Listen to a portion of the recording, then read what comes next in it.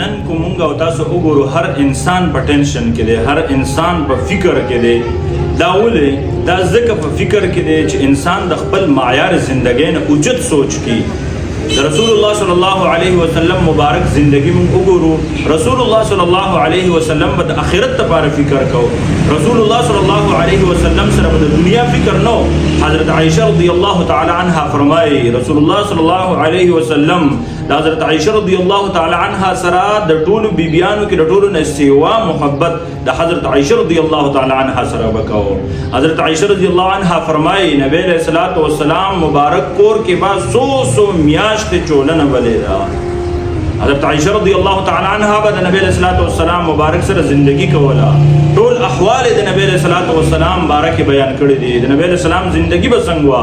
خلاصه دا غي دار چې نبی علیہ الصلوۃ والسلام فکر د آخرت کو، سوچ په د نبی علیہ الصلوۃ والسلام د آخرت په باره کې. ځکه زمارونو کوم نن وګورو انسان په ټینشن کې ځکه دی.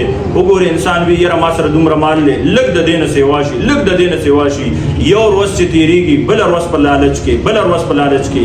په دې وجه باندې انسان ته ټینشن وي، په دې وجه باندې انسان پریشان وي. ځکه د مال طلب د حد نه زیات انسان پریشان کوي. او بل د انسان چې څومره زندگی وي کنه څومره عمر وي د انسان، دا عمر د انسان بیا دومره عمر نه وي چې څومره ښکاري دي. فکرونو په وجه، ټینشنونو په وجه انسان دومره حد نه سیوا ورسینه. الله جل جلاله چې مونږه تاسو له څومره مال راکوي په هغه مال باندې مونږه تاسو صبر کوو، هغه مال باندې مونږه تاسو شکر وباسو. ځکه الله قرآن کې فرمایي لئن شکرتم لازیدنکم. که تاسو چېرته شکر وباسئ نو څه چل به وشي؟ الله جل جلاله به تاسو له پکې زیاتوالی وکړي. لہذا سوچ پکار دی، فکر پکار دی، خپل آخرت ته تیاری پکار دی.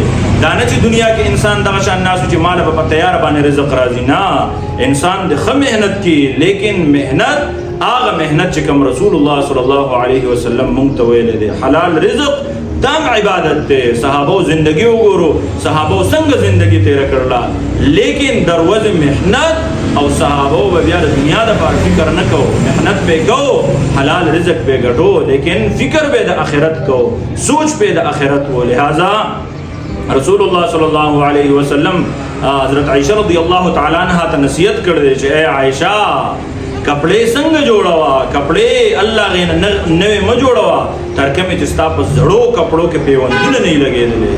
حضرت عائشہ رضی الله تعالی عنها د نبی علیہ الصلوۃ والسلام محبوب ترین